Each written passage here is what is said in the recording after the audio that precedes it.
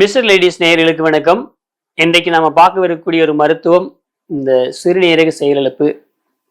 அது ஏன் வருது, அது வராம நாம எப்படி தடுத்துக்கலாம், தொடக்க நிலையில இருக்கும்போது அதை எப்படி வீட்டிலேயே சரி பண்ணிக்கலாம், அப்படி அதையும் தாண்டும் போது எப்படி பாரம்பரிய மருத்துவத்தை எடுத்துக்கலாம் அப்படின்னு பார்க்க போறோம். இந்த சிறுநீரக செயலிழப்பு இந்த சிறுநீரக செயலிழப்பு வருவதற்கு மிக முக்கிய காரணம் அப்படின்னு பார்க்கும் பொழுது, நாம தொடர்ந்து பயன்படுத்தக்கூடிய மாத்திரை மருந்துகள் மிக முக்கிய காரணமாக இருக்கு. இப்போ உதாரணத்துக்கு பார்த்தீங்க அப்படின்னாக்கும், இப்போ சர்க்கரைக்கு யாரெல்லாம் தொடர்ந்து மருந்து மாத்திரைகள் எடுத்துக்கிட்டு வர்றாங்களோ அவங்களுக்கு சிறுநீரக செயலிழப்பு ஏற்படுவதற்கான வாய்ப்பு அதிகமாக இருக்கு. அதே போல் யாரெல்லாம் சர்க்கரை சுரப்பு அதிகமாக இல்லாமல் இருக்கிறதுக்காக இன்சுலின் போட்டுக்கிட்டு இருக்காங்களோ அவங்களுக்கும் சிறுநீரக செயலிழப்பு வருவதற்கான வாய்ப்பு அதிகமாக இருக்கு. யாரெல்லாம் உடம்புல ஏற்படக்கூடிய வலிகளுக்காக வலி மருந்துகளை தொடர்ந்து எடுத்துக்கிட்டு இருக்காங்களோ அவங்களுக்கு சிறுநீரக செயல்பாடு குறைவதற்கான வாய்ப்பு இருக்கு. அதே போல யாரெல்லாம் ரத்த அழுத்தத்துக்காக மாத்திரை மருந்துகள் தொடர்ந்து எடுத்துக்கிட்டு இருக்காங்களோ அவங்களுக்கு சிறுநீரக பாதிப்பு செயல்பாடு குறைவதற்கான வாய்ப்பு இருக்கு. அதே போல இதயம் சார்ந்த பிரச்சனைகளுக்காக யாரு ஆண்டு கணக்குல மாத்திரை மருந்துகள் எடுத்துக்கிட்டு இருக்காங்களோ அவங்களுக்கு இந்த சிறுநீரக செயல்பாடு குறைவதற்கான வாய்ப்பு இருக்கு. இது போல தொடர்ந்து எதுக்கெல்லாம் மருந்து மாத்திரைகளை ஆண்டு கணக்குல நாம சாப்பிட்டுட்டு இருக்கோமோ அந்த மருந்து மாத்திரைகள் எல்லாமே நம்முடைய 2 உறுப்புகளை அதிகமா பாதிக்குது. அதுல பாத்தீங்கன்னா கல்லீரல் ஒரு உறுப்பு, அதுக்கப்புறம் சிறுநீரகம் ஒரு உறுப்பு. இதுல நம்முடைய உடம்புல ரத்தத்தை சுத்தப்படுத்தக்கூடிய ஒரு மிக முக்கிய உறுப்பா சிறுநீரகம் இருக்கு.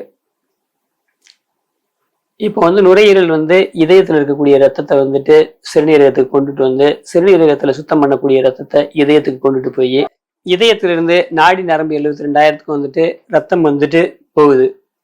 இப்போ அந்த ரத்தத்தை சுத்தம் பண்ணக்கூடிய ஒரு பணியை செய்யக்கூடியது சிறுநீரகம்.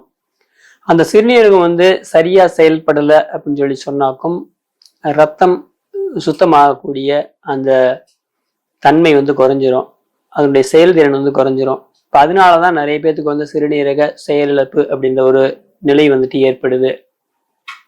இந்த சிறுநீரக செயலிழப்பு ஏற்படாம இருக்கணும் அப்படின்னு சொன்னாக்கும் நாம எந்த ஒரு மாத்திரை மருந்தாக இருந்தாலும் தொடர்ந்து பயன்படுத்துறத தவிர்க்கிறதுக்கான ஒரு முயற்சி எடுக்கணும்.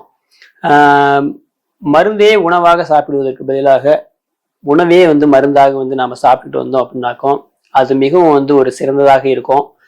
ஏன்னா பாரம்பரிய உணவு வகைகளை நாம எடுத்துக்கணும். அதே போல பச்சை காய்கறிகள், கீரைகள், கிழங்குகள் அந்த மாதிரி நாம எடுத்துக்கணும் அப்படின்னு சொன்னாக்கும் நமக்கு சிறுநீரகத்தினுடைய செயல்பாடு சிறப்பாக இருக்கும். அதோட பார்த்தீங்கன்னா மாத்திரை மருந்துகளை ஆண்டு கணக்கில் எடுக்க வேண்டிய ஒரு தேவை இருக்காது. உடலை பற்றிய சரியான புரிதல் இல்லாததுனாலதான் நம்ம நேரத்துக்கு சாப்பிட்றோம், கண்டதையும் சாப்பிட்றோம், கண்ட நேரத்துல தூங்குறோம், கண்ட நேரத்துல எந்திரிக்கிறோம், அதிகமா கவலைப்படுறோம். இப்ப சிறுநீரகம் நம்ம பாதிக்கப்படுறதுக்கு கவலையும் ஒரு காரணமா இருக்கு. தொடர்ந்து ஏதாவது ஒரு விஷயத்தை பத்தி நாம கவலைப்பட்டுக்கிட்டு இருக்கோம் அப்படின்னாக்கும் அது சிறுநீரகத்தினுடைய செயல்பாடை குறைக்குது.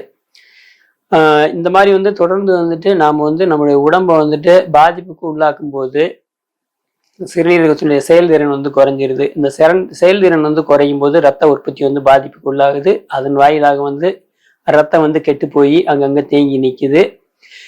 இப்ப இந்த சிறுநீரக செயலிழப்பு வரக்கூடிய நபர்களுக்கு இருக்கக்கூடிய அறிகுறிகள் அப்படின்னு பாத்தீங்கன்னாக்கும் அவங்களுக்கு சோர்வா இருப்பாங்க, மலச்சிக்கல் அதிகமாக இருக்கும், நரம்பு மண்டலங்கள் பாதிப்புக்குள்ளா இருக்கும், சரியா தூக்கம் வராது, சரியா டாய்லெட் போகாது, ஒண்ணுக்கு யூரின் கம்மியான அளவு போகும், உடம்புல உஷ்ணம் ரொம்ப அதிகமா இருக்கும், அவங்களுக்கு சோர்வு அதிகமாக இருக்கும், பசியின்மை இருக்கும், கொஞ்சம் சாப்பிட்டா கூட வயிறு உப்பிசமா இருக்கும், நெஞ்சு எரிச்சலா இருக்கும், சிலருக்கு புளிச்ச ஏப்பமும் இருக்கும், கோபம் அதிகமாக இருக்கும், ஒரு அச்ச உணர்வு அதிகமாக இருந்துகிட்டு இருக்கும். இந்த மாதிரி பல்வேறுபட்ட பிரச்சனைகள் அவங்களுக்குள்ள வந்துகிட்டு இருக்கும். அப்படி இந்த மாதிரி பல்வேறு விதமான பிரச்சனைகள் அதுக்கப்புறம் ரத்தம் குறைய ஆரம்பிச்சிடும். இந்த மாதிரி வந்துட்டு ராஜ உறுப்புகள் 5 வந்து பாதிக்கப்படும். அதோட வந்து பித்தப்பை பாதிக்கப்படும், சிறுகுடல் பெருங்குடல் வந்து பாதிக்கப்படும், நரம்பு, தசை, ஜவ்வு, இரத்த ஓட்டம் இது எல்லாமே வந்துட்டு பாதிப்புக்கு வந்து தொடர்ந்து வந்து உள்ளாகிட்டு வந்துகிட்டு இருக்கோம். அதனால இந்த மாதிரி பாதிப்புகள்லாம் வந்துட்டு படிப்படியா வர்றதை வந்து முதல்ல நம்ம அறிகுறிகளை வந்து தெரிஞ்சுக்கணும். அதே போல வந்து ரத்தம் குறைய ஆரம்பிச்சுனாக்க மூச்சு திணறல் வரும். அதே போல வந்து நுரையீரல் வந்து நீர் கோர்க்க ஆரம்பிச்சிடும். இப்போ வந்து கல்லீரல் அதிகமாக பாதிக்கப்பட்டாலும், இதயம் அதிகமாக பாதிக்கப்பட்டாலும், சிறுநீரகம் அதிகமாக பாதிக்கப்பட்டாலும் இந்த நுரையீரலினுடைய செயல்பாடு வந்து குறைய ஆரம்பிச்சிடும். நீர் வந்து அங்கே கோர்க்க ஆரம்பிச்சிடும். அப்படி நீர் கோர்க்கிறது அதிகமாகும் போது தான் வந்து இந்த டயாலிசிஸ் அப்படின்ற ஒரு பிரச்சனையை வந்துட்டு வர ஆரம்பிக்குது. அதை நோக்கி வந்து மக்கள் போக ஆரம்பிக்கிறாங்க. அப்போ அந்த டயாலிசிஸ் போகிறது அப்படின்றது வந்து ரத்தத்தை சுத்தம் பண்ணக்கூடிய ஒரு பணி தான். அந்த ரத்தத்தை வந்து இயற்கையாக வந்து நாம் சுத்தம் பண்ணுறதுக்கு வந்துட்டு நாம் வந்துட்டு உணவில் வந்து முதல்ல சுத்தமான உணவுகளை வந்துட்டு நாம் வந்து சாப்பிட ஆரம்பிக்கணும். அதே போல் வந்து சிறுநீரகத்தினுடைய செயல்பாட்டை வந்து அதிகரிக்கிறதுக்கு வந்துட்டு நாம் மூக்கிரட்டை வந்து சமூலமாக எடுத்துக்கொள்ளலாம்.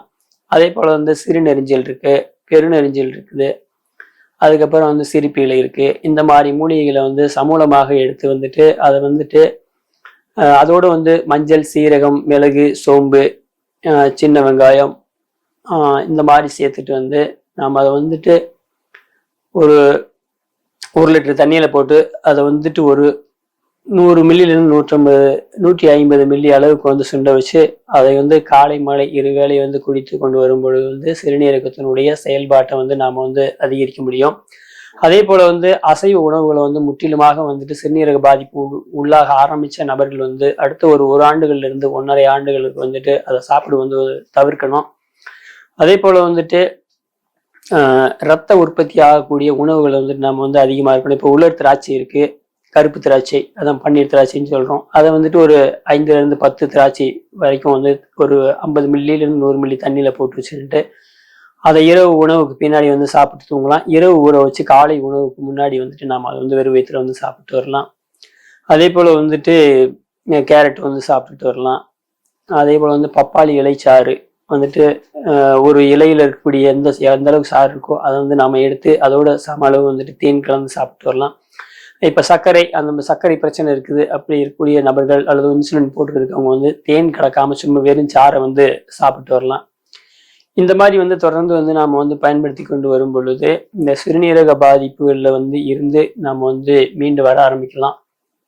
அதே போல் பாதிப்புகள் அதிகமாயிருச்சு அப்படின்னு சொன்னாக்கும் அதற்கு உரிய மருத்துவத்தை எடுத்துக்கொள்ளும் பொழுது வந்துட்டு அந்த வந்து உறுப்புகள் வந்து மீண்டு வரும். எனவே பாதிப்புகள் வராமல் தடுப்பதற்கு இதை பயன்படுத்தலாம். அதே போல் வந்து தொடக்க நிலையில் இருக்கக்கூடிய பிரச்சனைகளுக்கு வந்துட்டு இந்த மருத்துவத்தை வந்து நம்ம எடுத்துக்கொள்ளலாம். அதே போல் வந்துட்டு தொடக்க காலத்தில் வந்துட்டு இருக்கக்கூடிய இந்த டயாலிசிஸ் பண்ணி குடிக்கக்கூடிய நபர்களும் வந்துட்டு படிப்படியாக வந்துட்டு அதை சரி பண்ணிக்கலாம். 6 மாதத்துலேருந்து 9 மாதங்கள் வரைக்கும் வந்துட்டு இதற்கான மருத்துவத்தை வந்து எடுத்துக்கொள்ள வேண்டும். உறுப்புகளை வந்துட்டு செயல்பாட்டு கொண்டு வரதுக்கு ஒரு வாரம் முதல் 2 வாரங்களுக்கு வந்துட்டு புற மருத்துவத்தை எடுத்துக்கணும்.